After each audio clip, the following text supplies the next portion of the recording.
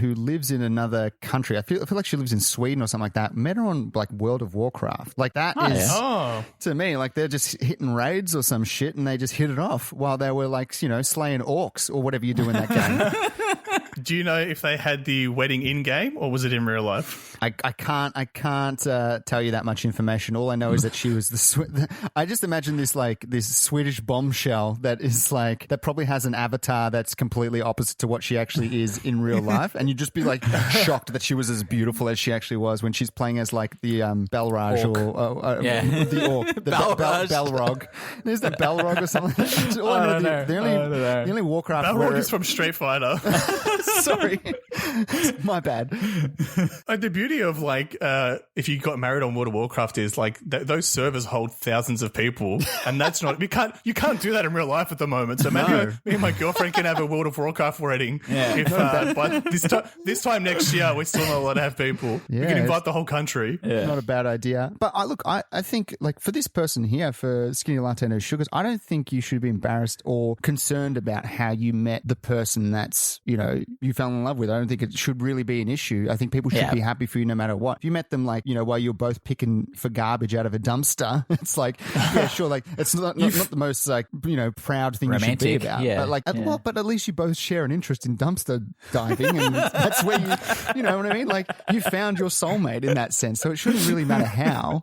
One man's trash is another man's treasure. They did the lady Exactly. They did the lady in the tramp sort of thing in the dumpster. They found used spaghetti and kissed that way, and then bam, and here they are, guys. Maybe I wouldn't tell the story that vividly if that's exactly what happened. I might be like, we just met at the back of somewhere. Yeah. Honestly, and people meeting, you hit the nail on the head, Tom, but I think also just the convenience of an app like this is, I would have appreciated it so much more when I was single and younger, because unlike majority of the time when I went out with friends, there was that hope that you would run into a girl and, and potentially get a number or something like that. And that it just made us, these apps make it so much easier. Everybody knows what they're there for. Yeah. And it just kind of gets rid of all that, the pointless stuff around that. Yeah. Well, especially because you don't want to especially if you're a guy and you're out, you don't want to go up and talk to a girl because you're interested in them and then just be like, you're a sleaze bag or something like that. It's like, how do you sort of gauge? Whereas if you're both on the platform, you know what you're there for. We're here to whisper. We're here to Bumble. We're here to Tinder, whatever it may be. Look, there's still risks on the Tinder and Bumble and all that of catfishing and all that. But, that you're there for one reason and you get to hope that the other person's there for the same reason. And you can set it, when you set up a date,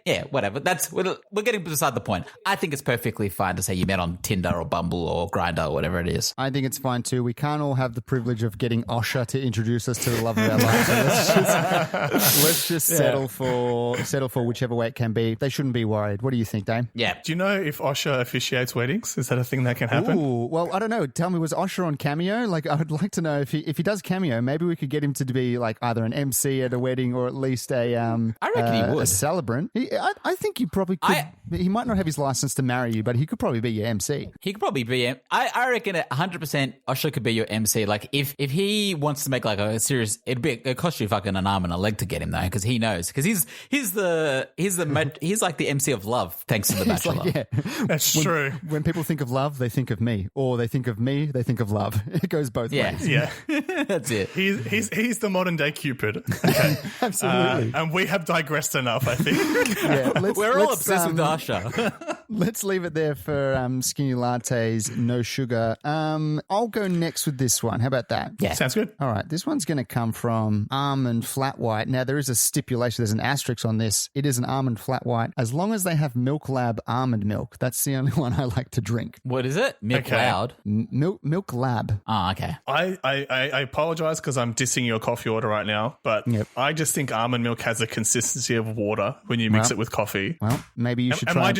Am I drinking the wrong almond milk? Is that what it is? Yeah, you got to drink Milk Lab. It's got to be Milk Lab, Damien. That's why I spit. Right. That's the asterisk, okay? So, substitute. Do you ask, do they have Milk Lab first? No. You know what? Whenever anyone has Milk Lab, they will have it on display behind the counter, and it's almost like to be like, don't worry, it's okay, we've got the good one. And then you see other places being like, oh, we'll put our milks on display, and it's like Almond Breeze, and it's like, don't fuck with that shit. I'm not having Almond Breeze. Anyway, so Almond Flat White with an asterisk writes, I refuse to stay late for work if I'm not getting paid for it. Why do people feel the need to stay for unpaid work? If I was getting paid for it, then I would stay. But I see so many coworkers stay up to 1 or even a few hours of extra work because they are most likely afraid of being fired by the not so friendly manager, as well as probably other personal reasons. I've never been afraid of any unfriendly boss, nor have I been given hell for it at my place. Even if she or he tries to start a conversation beginning with, heading out now, are we? I usually just reply with, the work will still be there tomorrow. Have a good night. And she or he never replies and says anything else to it. I don't say it to be rude, just in a matter of fact kind of way, while still maintaining the fake work friendly personality that is required to keep a job. Why don't more people have the courage to do this? I'm sure if the boss had any problems with my behavior, I would have been fired after the 3-month probation period, I assume. When I'm at work, I stay focused on the task throughout the day with minimal to no distractions, and I get as much done as I can. Almond Flat White with an asterisk. All right, asterisk boy. Like, I feel like I like that person's idea of it all. Like, all right, it hits 5 o'clock. I'm going to leave at 5 o'clock. I'm always about that because, you only get paid up to a certain amount. However, there is a stipulation on that. Working late, sometimes people work late or tend to work late because they don't do shit during the day. I work with a lot of people that you can see them and for like 2 hours of the day, they're just like,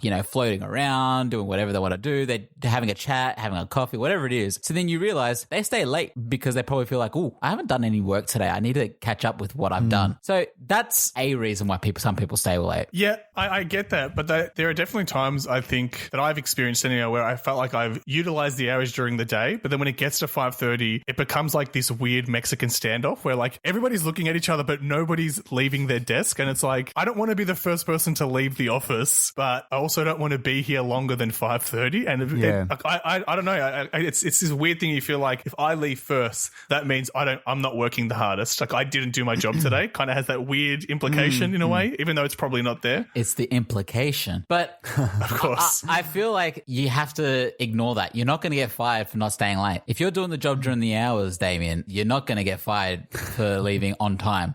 If they want you to stay late, get them to pay you. Like that's, I'll say, all right, I'll stay to 7 o'clock, but you pay me that hour and a half as overtime so I can double and a half or whatever it is. Like I'll do it. But I work hard during the day. Like spoken like a true number cruncher. Marcus has got I don't need to work harder than I have to, guys. Marcus has that same attitude of being like, well, if we're at class and we're waiting for our teacher to arrive, if they're not here by at least 10 minutes into class time, legally we can leave. Marcus is like, it's legally we have the right to leave. That's our right as humans. 100%. I think when you can leave also plays into how long you've been at a job. Like I've been at my job for a long time now, so I feel comfortable. Like everybody knows me. So if I leave at 5:30, I don't think anybody's left nobody sees me leaving and like, geez, Damien, slack ass. Like, is he going to pull his weight? Whereas I think, especially in the TV industry that I work in the earlier days, like I think one of the reasons why I was able to get the jobs that I did was because I was always like staying late and just like taking every job I could. And it's kind of the double-edged sword of that. Like you move forward, but also you have to dedicate quite a lot of time to proving your worth,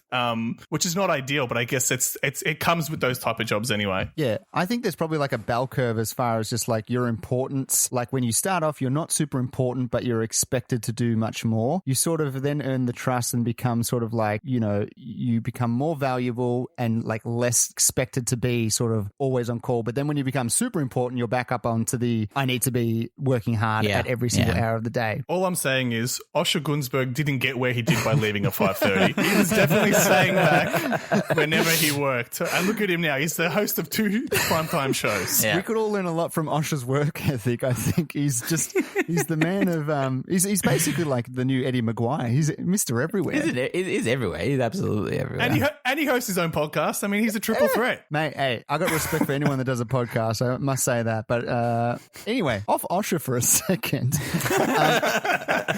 Do you think this person has the right attitude to sort of call out the boss as well, to be like, the work's going to be there tomorrow, bye? Like, would that be something that you would do if you were to be questioned by a manager? Yeah. I in my old job, I was called out for it once. I used to always leave 5:30 on the dot. And granted, from 5 o'clock to 5:30, I did no work anyway. I was just like, I've been here since 9. I'm tired. I've done all my work throughout the day. There's no tasks for me to do. What I'm going to do is just sit here for another half hour so everybody thinks I'm working hard. No, I'm going to leave at 5:30. Anyway, one day my boss calls me out on it. He goes, you left at 5:30 on the dot and I had to ask you something at 5:40. It's like, well, I was here all day. Like, I said that to him. I go, I was here all day. You like, I mean, if it came, if you got it at 5:40, oh well, it has to go in tomorrow morning. Like, I'm not staying late for you. Like, but he made other people stay late too. And I said, no, I'm not doing that. And I didn't lose my job or anything like that. He just expected, all right, if I got to, granted, I got less work because of it, because it did hurt there me were professionally. repercussions for my actions. But if he had to ask somebody to do work, he'd ask somebody that would be there till 7 o'clock at night. And I'm like, well, I don't want to do. I don't want to be that person. I don't want to be here till 7 o'clock at night. I'm still in the mail room. I haven't worked my way up since that day, but that's okay. It may have hurt my career. Who cares? Yeah, fuck it though. I left that job and I'm happy. happy. I haven't got a promotion in 3 years, but I have got many demotions. So things are going pretty terribly for me. That's true. I agree with you in your situation, Marcus. Like, you are working your designated hours. I do think the person in this question is kind of poking the bear a little bit to be like, well, the work will be here tomorrow. I don't think the boss is going to take that very nonchalantly. Yeah. Like, you're better off saying, well, I got this and this done tomorrow. I just need to do this today. I just need to do this tomorrow, right? Yeah. Whereas it kind of feels like the employer is saying, get off my ass, bro. Like, I will do it tomorrow type of thing, which is not the way to do it. Well, this person also says, like, they do it in a friendly way to maintain the fake nice work personality. Like, it's almost like he's just like manipulating in every single instance. Like, he's just like, oh no, I know how to play the game. You got to be fake nice. It's like, instead of being actually nice, you know what I mean? But if you can be fake nice, then maybe you should be like fake nice about this, you know, because that's not really the most fake nice response. You should have a better response, like you just said, Damien, about, you know, look, I've been pretty busy. I got this to do. I've got it first lined up at the start of tomorrow, so I'll be taking care of that. I think you're up. I think you fly under the radar. Yeah, exactly. Don't sort of call too much attention to yourself in that situation. So he's judging the people that do stay long. Do you think it's fair to say if you're staying longer, it's a good decision as far as your career, you're able to prove yourself? Is that what we're sort of getting at? I feel like staying late sets a bad precedence for yourself. If you're always there late, like an hour and a half, 2 hours late, then the boss expects you to do that. I feel like it, that's how I've always been thought about it all. Like, if you get there at 8 o'clock every morning and leave at 7 o'clock every night, then if you become that routine, then they're going to be like, hey, he wasn't here at 8 o'clock. Like, or he wasn't here till 7 o'clock. Well, why is that? Or like I said about my previous boss, he wouldn't give me the work because he knew I wasn't going to be there till 7 o'clock at night doing it all. Like, it sets a really bad expectation upon yourself. Like, I feel like, stay back when you have work to do, but don't just stay back just for the sake of it, just to keep everybody happy either. I think you got to be the clutch. I reckon you got to be the clutch that's just like, when you absolutely have to, you're there and you're staying for as long as you need to take care of the situation. And then I think you'll be seen as, if you do it every so often, it's like, wow, that guy takes care of business when business needs to be taken care of. And not just sort of like, I'm there late every day because I can't do the amount of work in an 8-hour period. I think prove yourself in some way. Don't leave like early or anything like that, but just definitely be there when you need to be. Yeah. That's spot on. All right. Well, let's leave it there for the almond flat white with an asterisk. Now, Damien, what is your order of choice? My order of choice is a magic. I'm no longer a soy boy. Oh, what's a magic? A magic. It is the most pretentious Melbourne-ass coffee in the world. My brother got me onto it. I'd expect nothing less from you, Damien. Yeah, because the first time we ordered it, we went to we were in like a country town, and he ordered a magic, and the barista looked at him like, "What did you just say to me? Like, what the hell did you just say? Is that white coffee or black coffee? What would you like?" He's like, "Do I look like Chris Angel? There's no magic here." But I eventually got one with my brother. It's essentially it's a double ristretto poured over steamed milk, but it is the first half of the coffee shot. That's apparently considered like the most pure part of the coffee, the best part. Wow. And then they throw out the dreg part of the shot. So it's two beautiful shots of coffee together in a little cup. Do you, when you have the shot, do you sing that "I got the magic in me"? Is that part of the I got the magic in me? You start doing a cappella, you and your brother dancing in this cafe in the middle of fucking Victoria. How did you know? Can I ask, how did you feel the first time you asked for that coffee? Were you like, can I get a magic?